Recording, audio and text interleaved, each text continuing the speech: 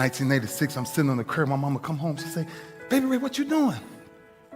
I said, "Mom, I'm waiting for my daddy to come get me." She said, "Baby Ray, your daddy ain't coming." I said, "Mom, somebody said daddy in town and he coming to get me for Christmas." She said, "Baby Ray, your daddy ain't coming." I said, "Mom, I'm not leaving. I'm going to sit right here." 7:30 came by, 8:30, 9:30. She came back out and said, "Son, get up. He ain't coming." I said, "Mom, he got to come. I'll be all right." I sat there till 11:30 at night. She finally walked over to me. She said, "Baby Ray, get up. He ain't coming." And I remember getting up from that freaking curve. And I told my mama that day, "Mama, no pain will ever stop me from taking care of you and my brothers and sisters. Because nobody knows what I'm dealing with. The greatest pain a man will ever go through in his life is the disconnection of a father. When you know he living." I thank my father because we're friends now. But I thanked my father for not coming around me when I was a child. Because the way he was living wasn't the way I was supposed to live. So sometimes to really find the root of who you are, you must go back generationally and find out if you're following the same curses. That's what pain is. Pain is a repetition of the psyche.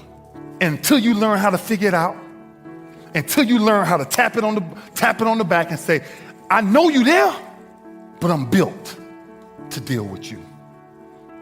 I don't want nobody to leave here today and not understand why we must find a way to push through pain to understand that's on the other side of that is glory. The night before the Super Bowl, I retore my tricep. Couldn't tell nobody. I couldn't go to the doctors. I couldn't go to my teammates. What I was going to tell them? That I can't play. I retore it. And it was bleeding so bad, and it was burning so bad that I took a shoestring from one of my shoes. And one of the fire spigots, I tied a shoestring around the tire spigot and tied it around my arm to hang my arm up just so I can get 3 hours of sleep. And I held it there all night, and that shoestring held my arm there all night. And I got up and I walked in that stadium. And I'll never forget this. If anybody's ever saw this ride, I came out of halftime and we busting San Fran up. I'm sorry if there's any 49er fan. I know we on the West Coast. But I come out of halftime and I stayed in there a little longer because I got ready to tell my trainers, I'm like, "Man, listen, I can't even punch nobody with my arm. It's hurting that bad." I said, "I got it." A whisper came to me. "It ain't about you. It's about the team. It's about the team."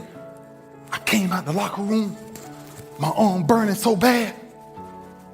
Jacoby Jones was walking to the end zone to receive the kickoff.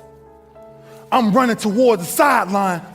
My arm burning so bad, God said, "Go touch Jacoby." I turned around and put both of my hands on Jacoby's chest. And I said, "I'm just doing what God told me to do." And I ran back to the sideline and I watched Jacoby go 109 yards. So everything that moment told me was sometimes your greatest pain, it ain't even about you.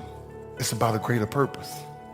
I delegate everything that I think is not the single most important things in the world, and then I micromanage the things that I think are the most important things in the world. Luckily for me, hence why I've been able to build big companies, I don't think most things matter. So I don't think I'm any different than anybody else. I actually think everybody is a delegator and a micromanager. I just think that my radar of what's important is different. Yes, we need to do something with that. That's the guys. That's it right there. I'm just like you. We're all the same. We all delegate, we all micromanage. The difference is, I don't think most things matter. And what do I mean by that? As I'm trying to think about somebody watching this for the first time, instead of alluding to like people that have watched forever. Most things don't matter. I don't know, just, I don't know, that's what it means. If I was I don't know, I don't think lighting matters as much as D-Rock. Like, I just don't think things matter. Like, I don't think like one client that's gonna put us out of it, like, I don't think one employee is gonna kill our atmosphere. I don't think a lot of things matter. I don't think like a misspelling in a deck is something that really matters to a lot of people in my company. It just doesn't matter to me. I just don't think so. Guys, I don't think we're gonna lose a count because we put the I before the E. And if we do, them. Idiots. I don't think not wearing shoes in an establishment is, the biggest thing in the world. Clearly, if you've watched Daily V1, some people do. And guess what? I do not judge. Do not judge. Everybody's allowed to do their thing. It's just like parenting. I will never spew my parenting. I talk about it, but it's very holistic. Like, this is what I do, not what I'm telling you to do. This is me. So ultimately, I think that I'm both. Like everybody in the world, I just think that I deem what's most important at a very, very high level on things that most people, you know what? A lot of you are commenting about my 5-minute meetings. Most of you, because you're part of my community, think it's great. A lot of comments on YouTube and Facebook of like, oh, I like Daily V because Gary spends 5, that's nice. One comment, I work in a small, and by the way, whoever said this is gonna see this and be like, holy crap, he reads everything. I've worked at small companies where the boss didn't even know my name, you know what I mean? Like, this is cool, but do you know how many people think it's stupid? I have a lot of people in my life that think that I'm very busy and I have a lot of things to do, and why in the world, Gary, it's not scalable. It's not sustainable. Yeah, you're making that face because you're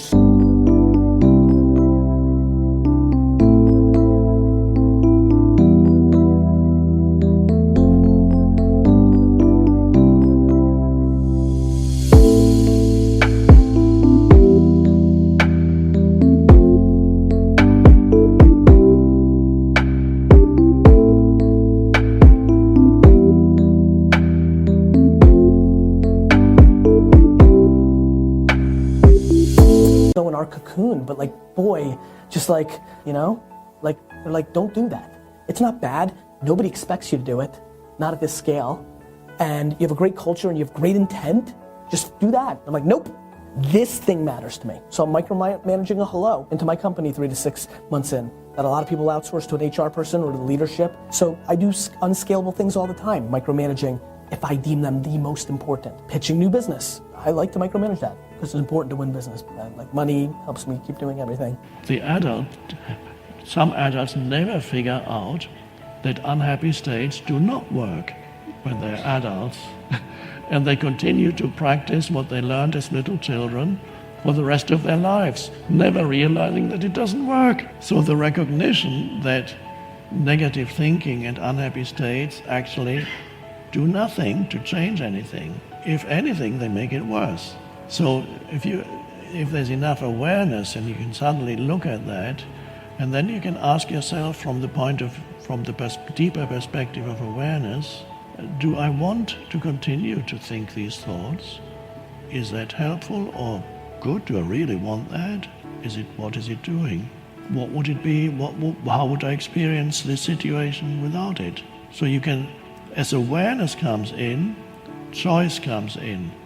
And then there are moments when you may be able to step out and just be present, and the negative mental emotional stream subsides, but it's not gone yet, because you don't get rid of it that easily. A few moments later, another thought comes into your head, and immediately a new train of negative thinking starts. And you can feel the pull of it. It's very